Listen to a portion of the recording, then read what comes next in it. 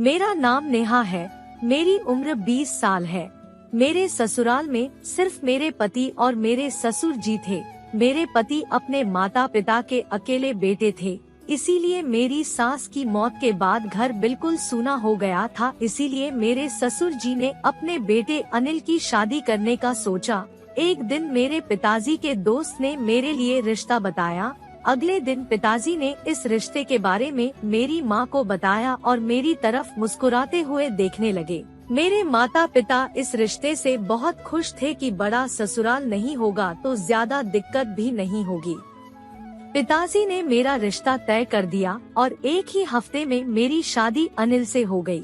वो दोनों बहुत ही अच्छे थे और सबसे अच्छी बात ये थी मेरे ससुर को खाना बनाना बहुत पसंद था।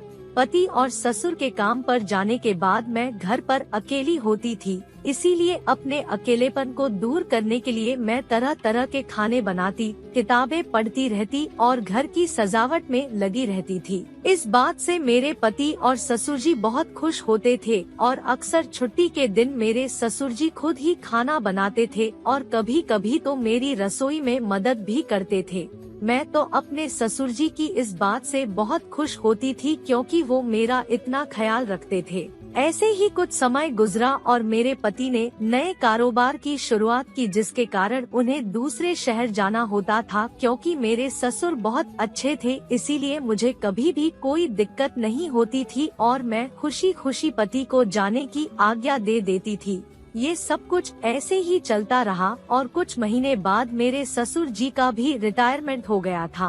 अब वो सारा दिन घर पर ही होते थे और अक्सर खाना वो ही बना दिया करते थे। लेकिन एक बार जब मेरे पति शहर गए तो मेरे पास भी करने को कोई काम नहीं था। मैंने ससुर जी से कहा कि खाना आज मैं बनाती हूँ, लेकिन मेरे ससुर जी नहीं माने और कहा कि खाना तो मैं ही बनाऊंगा। ससुर ने ही खाना बनाया और मैं खाना खाकर सो गई। और हैरानी की बात ये है कि मुझे लेटते ही नींद आ गई थी और मैंने इस बात को ज्यादा नहीं सोचा। जब मैं सुबह उठी तो मेरे कपड़ों पर गंदगी लगी हुई थी। मैंने इस बारे में किसी से कोई बात नहीं की और ना ही मेरी ऐसी सोच थी, मगर मैं इस बात से परेशान रहने लगी थी कि ऐसा क्यों होता है।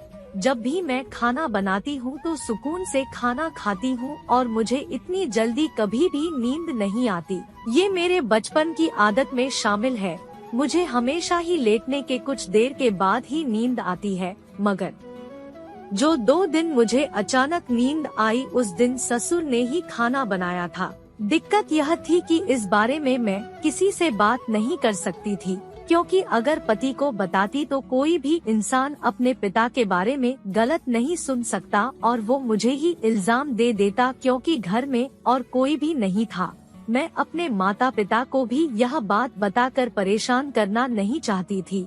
मैं परेशान रहने लगी और ससुर जी से बचने की कोशिश करने लगी, क्योंकि वो सारा दिन घर पर ही होते थे, पति नहीं होते थे, इसलिए मुझे उन्हीं से बात करनी पड़ती थी और वो हर वक्त मुझे अपने आगे पीछे रखना चाहते थे। जो पहले तो मुझे अजीब नहीं लगता था, लेकिन अब मुझे सब कुछ बहुत अजीब लगता था। इसीलिए मैं कोशिश करती थी कि उनके सामने न जाऊं और बहाने से अक्सर बाजार चली जाया करती थी, लेकिन लौटकर वापस घर ही आना होता था।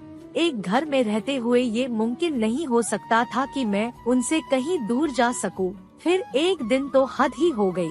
मेरे पति को जबरदस्ती मेरे ससुर ने दूसरे शहर भेज दिया कि जाकर काम लेकर आओ, तो वो कहते रहे वहाँ कोई काम नहीं है, मेरा जाना बेकार होगा। लेकिन मेरे ससुर ने उनको डांट दिया कि तुम्हें क्या पता काम कैसे ढूंढा जाता है, हर बार काम देखना पड़ता है और ऑफिस के चक्कर काटने पड़ते हैं, तब जाकर कहीं काम हाथ में आता है। मजबूर होकर मेरे पति दूसरे शहर चले गए। मेरे पति के जाते ही उनके चेहरे पर एक ऐसी चमक नजर आई जैसे उनकी कोई दिल की बात पूरी हो गई हो। मैंने भी उनसे कहा कि मैं अपने मायके जाना चाहती हूँ, लेकिन मेरे ससुर ने मना कर दिया कि मेरा बेटा भी अभी यहाँ पर नहीं है, तुम भी चली जाओगी तो मैं अकेला घर में क्या करूँगा, यहीं रुक जाओ जब तक वह वापस नहीं आता है, फिर चली जाना। और मैं मजबूर हो गई कि मैं तो उनको कुछ कह भी नहीं सकती, लेकिन मेरे दिल में जो शक बैठ गया था वह कैसे खत्म हो सकता था? और उस दिन फिर मेरे ससुर ने खाना बनाया। मैंने उनसे कहा कि मेरा खाने का मन नहीं है, मगर उन्होंने जिद करके मुझे थोड़ा सा खाना खिला ही दिया। फिर खाना खाने के फौरन बाद मुझे नींद आ गई और बिस्तर पर लेटते ही मैं सो गई। सुबह को देखा तो मेरे बिस्तर और कपड़े दोनों पर गंदगी लगी हुई थी। मुझे गुस्सा आने लगा और मैंने सोच लिया कि अब मैं अपने पति को बताकर ही रहूंगी। इसीलिए मैंने अपने कपड़े उतारकर वॉशरूम में ही लटका दिए और मैंने सोच लिया कि अब ये कपड़े सबूत के तौर पर अपने पति को दिखाऊंगी। वो आए तो मैं मौके की तलाश करने लगी कि उनको सच्चाई बताऊं, लेकिन मुझे मौका मिल ही नहीं रहा था क्योंकि मेरे ससुर हर वक्त हमारे साथ ही रहते थे। रात को जब मेरे पति कमरे में आए तो मैंने उनको बंद लफ्जों में बताने की कोशिश की, लेकिन उन्होंने मुझे ही डांट दिया कि तुम गलत मत सोचो, तुम्हें अपनी बेटी की तरह प्यार करते हैं और तुम उनके ऊपर शक कर रही हो। मैंने उनको यकीन दिलाने की बहुत कोशिश की, लेकिन वो मेरी बात नहीं मान रहे थे। आखिरकार मैंने कपड़े लाकर उनको दिखा ही दिए कि मेरी बात का सबूत है, लेकिन वो अपने पिता के खिलाफ कुछ भी सुनना नहीं चाहते थे, इसलिए वो मेरी कोई बात मानने को तैयार नहीं थे। मैंने उन्हें यकीन दिलाने की बहुत कोशिश की, लेकिन उन्होंने कहा कि मुझे तो ऐसा लग रहा है तो मेरे पिता पर कर रही हो। मेरे पिताजी रात को जल्दी सो जाते हैं, उन्हें क्या मालूम बाद में घर में क्या होता है और क्या नहीं, और तुम न जाने किसको बुलाती हो। ऐसी बात सुनकर मैं सोच में पड़ गई, ये मेरे साथ क्या हो रहा है। हम दोनों में बहुत लड़ाई हुई और इसके बाद मैं अपने मायके चली गई। 1 महीना गुजर गया, उन्होंने पलटकर खबर भी नहीं ली। अब तो घर में सब लोग मुझसे सवाल करने लगे कि पहले तो तुम कभी इतने दिन नहीं रहती थी, क्या नाराज होकर आई हो। अब मैं उनको क्या बताती कि मेरे साथ क्या हुआ है। गलत भी मेरे ही साथ हुआ और मेरे ही पति ने मेरा यकीन भी नहीं किया, लेकिन मैं उन सबको परेशान नहीं करना चाहती थी, इसीलिए मैं चुप रही। मैं देखना चाहती थी कि जिंदगी अब कौन सा खेल खेलेगी मेरे साथ। और कुछ दिन बीत जाने के बाद मेरे ससुर मुझे लेने के लिए आए कि बेटा इतने दिन हो गए हैं, अभी तक तुम घर नहीं आई, इसीलिए मैं तुम्हें लेने के लिए आया हूँ। उनके इस प्यार पर मेरे घर वाले बहुत खुश हुए, लेकिन मैं तो उनके साथ नहीं जाना चाहती थी क्योंकि मैं तो उनके बेटे से लड़कर आई थी, झगड़ा करके आई थी।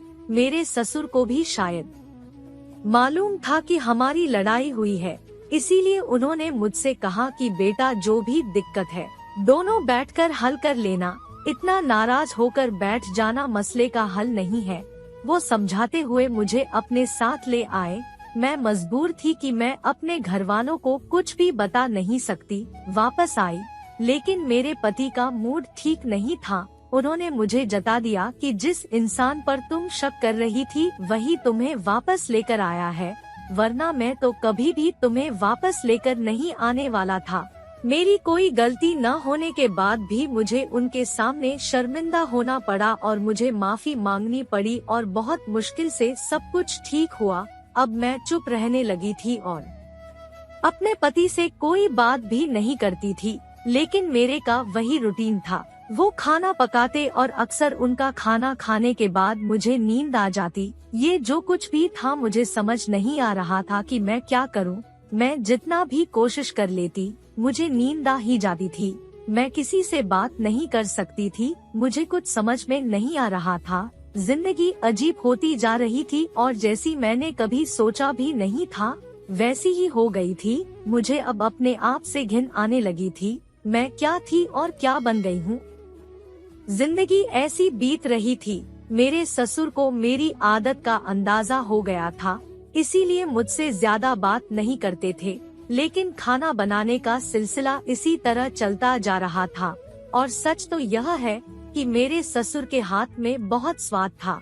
जो भी एक बार मेरे ससुर के हाथ का बना खाना खा लेता वो उनके खाने का दीवाना हो जाता, मगर मुझे तो अब उनके खाने से घिन आती थी। जिंदा रहने के लिए खाना पड़ता था 3 लोगों के घर में। मैं अब अपने लिए अलग भी नहीं बना सकती थी, लेकिन कहते हैं कि जब इंसान बिल्कुल लाचार हो जाता है तो ऊपर वाला वहाँ से रास्ता दिखाता है जहाँ से इंसान सोच भी नहीं सकता। मेरे साथ भी कुछ ऐसा ही हुआ और एक दिन मैं बाजार से कुछ सामान के लिए गई थी और वहाँ मुझे एक बहुत पुरानी सहेली मिल गई जो कि मेरे साथ कॉलेज में पढ़ती थी। इतने वक्त के बाद अपनी सहेली से मिलकर मैं बहुत खुश हुई और हमारा एक दूसरे के घर में आना जाना भी शुरू हो गया। वह 2 बार हमारे घर आई तो उसने मेरा और मेरे ससुर का व्यवहार नोट किया तो मुझसे सवाल किया कि ऐसा क्यों है। मैंने उसको सारी बातें बता दी कि मेरे साथ ये सब होता है। पहले तो वह बहुत हैरान हुई और उसने वादा किया कि वह इस सारे मामले में मेरी मदद करेगी। और एक दिन जब मेरे पति हमेशा की तरह एक दूसरे शहर गए, मेरे ससुर ने खाना बनाया तो मैंने खाना खाने के साथ ही थोड़ा सा खाना अपनी प्लेट से निकालकर छिपा दिया। और दूसरे दिन वही हुआ जो मेरे साथ हमेशा होता था, लेकिन मैंने वह खाना अपनी दोस्त को दे दिया क्योंकि उसके पति एक लैब टेक्नीशियन थे, इसलिए वह खाना लैब में टेस्ट किया गया। वही हुआ जिसका मुझे शक था। उस खाने में नींद की दवाई मिली हुई थी, इस वजह से मुझे जल्दी नींद आ जाती थी। एक बार तो मैंने सोचा कि अपने पति को रिपोर्ट दिखा दूंगी, लेकिन फिर मुझे वही डर लगा कि वह कहेंगे कि तुम मेरे पिता पर आरोप लगा रही हो और इस बार वह मुझे अपनी जिंदगी से ही निकाल देंगे। इस डर ने मेरी जुबान पर ताले लगा दिए थे। और फिर एक दिन जब मेरे पति घर पर नहीं थे, मेरे ससुर जी ने खाना बनाया था तो मैंने अपनी दोस्त की सलाह से वह खाना नहीं खाया और नाटक ऐसे करने लगी जैसे मैंने वह खाना खा लिया है और अपने कमरे में जाकर लेट गई। मैं देखना चाहती थी कि मेरे सोने के बाद मेरे साथ क्या होता है। मुझे लेटे हुए कुछ ही देर हुई थी कि मेरे कमरे का दरवाजा खुला। मेरे तो रोंगटे खड़े हो गए, लेकिन मैं चुप लेटी रही क्योंकि आज मुझे इस रात से पर्दा उठाना था। मुझे देखना था कि मेरे ससुर मेरे कमरे में आकर क्या करते हैं। मैंने सोच लिया था कि अगर वह मेरे साथ कुछ उल्टा सीधा करेंगे तो मैं शोर मचा दूंगी, लेकिन फिर मेरे दिमाग में आया अगर मैं शोर मचा दूंगी तो कोई भी मेरी बात पर यकीन नहीं करेगा। अब तो मुझे खुद पर गुस्सा आने लगा। मैंने इस रात से पर्दा उठाने के लिए फोन की रिकॉर्डिंग क्यों नहीं की। यह सब कुछ रिकॉर्ड हो जाता, लेकिन जो होना था वह हो ही गया। तो दोस्तों, ये थी हमारी आज की कहानी। उम्मीद करते हैं कि आपको पसंद आई होगी।